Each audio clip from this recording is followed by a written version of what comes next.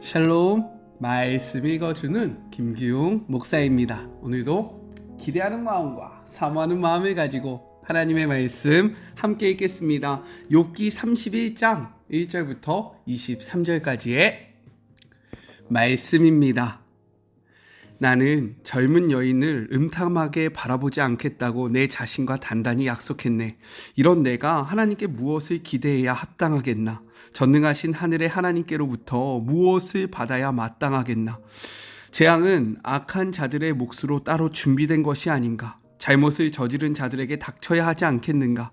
하나님은 내가 어떻게 사는지 지켜보시고 내 발걸음을 낱낱이 헤아리시지 않으시는가?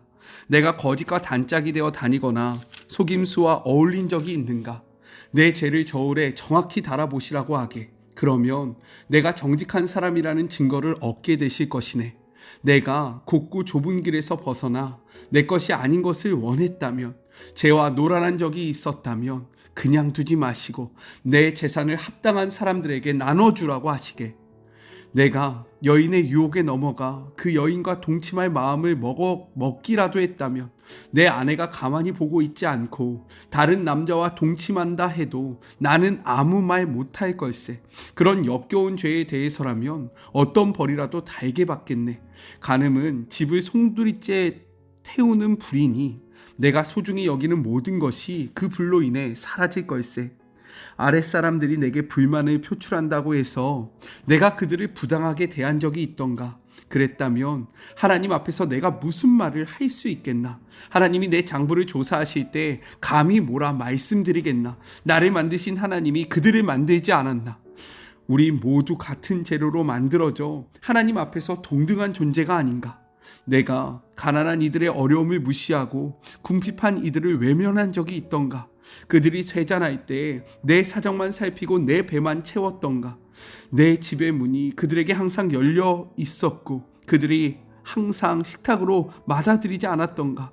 가난한 가족이 따뜻한 옷이 없어 추위에 떨도록 그냥 내버려 준 적이 있던가? 내가 건넨 겉옷을 보고 그들이 나를 축복하지 않았던가? 내가 내 힘과 영향력을 믿고 불행한 자들을 착취한 적이 한 번이라도 있는가? 그렇다면 주저 말고 내 두 팔을 부러뜨리고 손가락을 모두 잘라버리게. 내가 하나님을 경외하기에 이런 일들을 하지 않았네. 그랬다면 내가 어찌 그분의 얼굴을 똑바로 뵐 수 있겠나? 이것은 하나님의 말씀입니다. 우리는 지금 욥의 긴 고백 29장부터 31장까지의 말씀을 함께 나누고 있습니다. 이러한 긴 고백은 오늘과 내일 나누는 31장의 말씀으로 맞춰지게 되는데요. 우리가 이것을 무엇이라고 이야기하냐면 무죄서약이라고 이야기를 합니다. 무죄서약이 무엇이냐면 두 가지를 의미하는데, 첫 번째, 지금까지 자신은 하나님의 뜻을 어기지 않고 살아왔다는 무죄를 주장하는 거예요. 그리고 두 번째는 앞으로도 그렇게 살아가겠다는 의지를 표명하는 것입니다. 욥의 무죄 서약은 31장에 담겨져 있는데 총 11가지로 구분이 되어집니다. 오늘은 그 전반부로서 5가지를 함께 나눠보려고 해요. 먼저 첫 번째, 1절부터 4절 음욕에 대해서 이야기를 합니다. 욥이 첫 번째로 언급한 하나님께서 원하시지 않는 죄는요, 젊은 여성에게 눈길을 돌리는 것입니다. 이는 예수님의 말씀을 떠오르게 해요. 마태복음 5장 28절의 말씀을 같이 한번 읽어볼까요? 나는 너희에게 이르노니 음욕을 품고 여자를 보는 자마다 마음에 이미 간음하였느니라 라고 이야기합니다.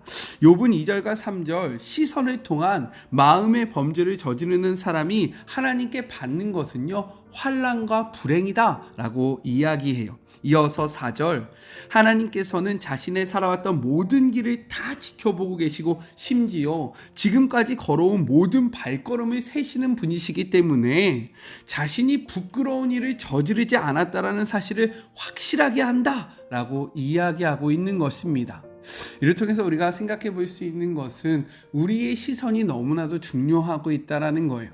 우리 사랑하는 마리모 가족들의 시선은 지금 마리모에 있잖아요. 그러니까 하나님의 말씀과 함께 할 수 있는 겁니다. 그런데 우리의 시선이 다른 곳으로 향하면요, 그것에 우리의 마음이 빼앗기게 되어 있다라는 거예요. 우리의 시선을 지키는 우리 사랑하는 마리모 가족들 되었으면 좋겠습니다. 둘째, 5절부터 8절 속임에 대해서 이야기를 하고 있어요. 두 번째는요, 허위와 속임수입니다. 이는 거짓말로 자신이나 상대를 속이는 것을 의미해요. 특별히 에스겔에서는요, 거짓 예언으로서 하나님의 백성을 현혹하는 것을 나타낼 때 이 단어를 사용하게 됩니다. 욥이 이렇게 이야기하죠. 6절의 말씀입니다. 하나님께서 나를 공평한 저울로 달아보시고 그가 나의 온전함을 아시기를 바라노라 라고 이야기해요. 이는요, 욥이 지금 하나님의 선처를 바라는 것이 아니에요. 내가 잘못했으나 나를 무조건 용서해 주십시오 라고 이야기하는 것이 아니라 자신을 그냥 공정하게 심판해 달라 라고 이야기하고 있는 거예요. 하나님이 자신을 심판하시면 나의 온전함을 드러나게 되기 때문에 내가 하나님 앞에 잘못 살지 않았다는 것을 하나님이 아실 것이다. 그러니 제발 공정한 저울로 내 삶을 바라봐 달라라고 이야기하고 있는 거예요. 그렇기 때문에 7절과 8절 혹시라도 자기가 하나님의 길에서 떠났거나 자기 마음에 눈에 보이는 대로 행동했거나 부정한 짓을 했다면 자신의 모든 재산을 기꺼이 내놓겠다라고 이야기합니다. 사실 그에게는 이미 남은 것이 없는 거죠. 모든 것이 다 빼앗긴 상태입니다. 그러나 이가 이러한 말을 하는 것은 무엇입니까? 그만큼 나는 하나님 앞에 떳떳하고 당당하다라고 이야기하고 있다라는 거예요. 우리는요, 누군가를 속이면서 우리 자신의 유익을 취해서는 안 됩니다. 아멘이십니까? 이제 기말고사의 기간이 다가오고 있죠. 네, 특별히 우리 청년들 그리고 학생들 다른 사람들을 속이면서 자신을 속이면서 이득을 취하지 않기를 주님의 이름으로 축복합니다. 열심히 공부해서 그 대가를 받으세요. 또한 직장에서도 마찬가지입니다. 우리가 누군가를 속이면서 나의 유익을 취하려고 살아가는 것이 아니라 하나님 앞에서 모든 것을 보시고 모든 것을 아시는 하나님 앞에서 정직하게 살아가는 우리 모두가 되었으면 좋겠어요. 셋째, 9절부터 12절 간음에 대해서 이야기를 합니다. 첫 번째 단락이 결혼을 안 한 여성에 대해서 이야기했다면 지금 이 세 번째 단락은요, 결혼을 한 여성에 대해서 이야기를 하고 있는 거예요. 9절의 말씀, 만일 내 마음이 여인에게 유혹되어 이웃의 문을 엿보아 문에서 숨어 기다렸다면, 여기서 숨어 기다리다라는 것은요, 전쟁할 때 매복하는 것 혹은 타인에게 악을 행하기 위해서 숨어 있는 것을 의미합니다. 두 가지 모두 다 무엇입니까? 상대방에게 타격을 입히는 것을 목적으로 하고 있다라는 거예요. 즉, 간음은요, 당사자로서 끝나는 것이 아니라 서로의 가정을 깨트리는 아주 심각한 죄다라고 이야기를 하고 있는 것입니다. 10절, 내 아내가 타인의 맷돌을 돌리며 타인과 더불어 동침하기를 바라노라 라고 이야기합니다. 이것은요, 어떠한 의미냐면 내가 타인의 혼인관계를 깨트리는 행동을 했다면 나의 혼인관계 역시 깨지는 것이 타당하다라는 의미로 쓰여졌다라는 겁니다. 이럴 때 간음은요,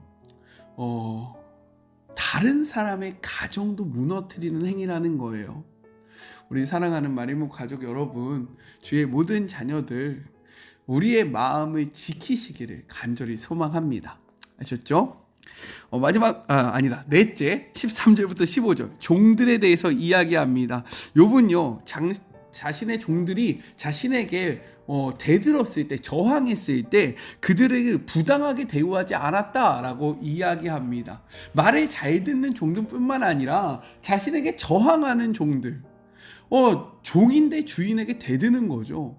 그러면 자신이 권력이 있기 때문에 그 종들을 부당하게 여길 수 있으나 나는 그렇게 한 적이 없다라고 이야기해요. 왜요? 15절 이렇게 이야기합니다. 나를 태 속에 만드신 이가 그도 만들지 아니하셨느냐? 우리를 뱃속에서 지으신 이가 한 분이시다. 즉 나나 그나 하나님께서 모두 창조하신 창조물이기 때문에 내가 어떻게 그 사람을 하대할 수 있느냐, 내가 어떻게 그가 하인이라고 해서 종이라고 해서 함부로 대할 수 있느냐, 하나님의 창조물로서 나는 그렇게 할 수 없다라고 이야기하고 있는 거죠. 이는 성경의 동일한 그러한 주장입니다. 갈라디아서 3장 28절의 말씀, 너희는 유대인이나 헬라인이나 종이나 자유인이나 남자나 여자나 다 그리스도 예수 안에서 하나니라. 특별히 요즘의 세대는 갑과 을 이런 것들이 많지 않습니까? 그 과정 속에서 우리는 이 말씀을 잊어서는 안 된다라는 거예요. 나도 하나님께서 창조하셨고 상대방도 하나님이 창조하셨다라는 겁니다. 그렇다면 우리는 동등한 위치이지 위아래로 나뉘어지는 그러한 관계가 아니라는 겁니다. 벌써 이러한 개념이 언제 생긴 겁니까? 욥기는 아브라함 때에 거의 비슷한 시대라고 이야기하는데 수천 년 전에 예수님을 믿는 자들, 하나님을 바라보는 자들은 이러한 생각 속에서 살아갔다라는 거예요. 다른 사람을 하대하거나 내가 무엇인가를 가지고 있어서 상대방이 갑질을 하고 있다면 이 말씀을 기억하시면서 우리의 삶을 돌아보기를 간절히 소망합니다. 마지막 다섯째, 16절부터 23절 가난한 자들에 대해서 이야기합니다. 여기서 말하는 가난한 자들이란 고아와 가부 그리고 경제적으로 어려운 모든 자들을 포함한 개념이라는 거예요. 욥은요, 이들의 일을 외면한 적이 없고 그들에게 옷과 음식을 나누어 주지 않은 적이 없다라고 이야기합니다. 만약 그런 적이 있다면 그 악행을 저지른 손뿐만 아니라 팔 전체가 없어지기를 간구해요. 22절의 말씀입니다. 내 팔이 어깨뼈에서 떨어지고 내 팔뼈가 그 자리에서 부스러지기를 바라노라. 이 말이 무엇입니까? 그만큼 자기는요 하나님 앞에 떳떳하다라고 이야기하고 있는 거예요. 욥은 이렇게 하나님 앞에서 당당하고 떳떳한 삶을 살았노라 라고 이야기합니다. 우리는 어떠합니까? 네, 갑자기 뭔가 들어왔죠. 우리도 욥과 같이 이렇게 이야기할 수 있을까요? 제가 이 말씀을 준비하면서 저의 삶을 돌아봤는데 그래요. 네. 또 저만 죄인입니까? 아니죠. 우리는 모두 다 그렇게 살아가고 있다는 거예요. 하지만 욥과 같은 당당함을 소유하기 위해서 우리의 삶 속에서 하나님이 원하시는 선으로 나아가시기를 오늘을 다시금 시작으로 우리의 삶에 그러한 기준을 높이는 주의 모든 자녀들이 되었으면 좋겠습니다. 우리 같이 기도할까요? 하나님 감사합니다. 욥은 하나님이 나의 삶을 다 보고 계시기에 나는 당당하고 떳떳하다라고 이야기합니다. 하나님이 나의 삶을 보시기에 내가 부끄럽고 정말로 하나님이 나를 어떻게 심판할까 두렵다라고 이야기하는 것이 아니라 제발 나의 삶대로 나의 삶을 평가해달라라고 이야기합니다. 우리는 어떠합니까? 하나님 앞에 이렇게 이야기할 수 있습니까? 그렇지 못하였던 우리의 삶을 용서하여 주시옵시고 하나님 앞에 당당한 삶을 살아가는 주의 모든 자녀들 되게 하여 주시옵소서. 함께 하실 주님을 의지하며 거룩하신 예수님의 이름으로 간절히 기도드립니다. 아멘. 하나님 앞에서 당당하고 떳떳하기 위해서는 이 땅에서의 삶, 즉 하나님이 우리에게 허락하신 이웃들과의 관계가 당당하고 떳떳해야 합니다. 하나님이 나에게 허락하신 주변의 삶을 돌아보고 그들에게 하나님의 마음으로 사랑을 베푸는 우리 모두가 되었으면 좋겠어요. 저는요 또 내일 만나도록 할게요. 사랑하고 주님의 이름으로 축복하면서 오늘 하루도 힘내세요. 우리 내일 만나요. 안녕. 오늘도 수고하셨습니다.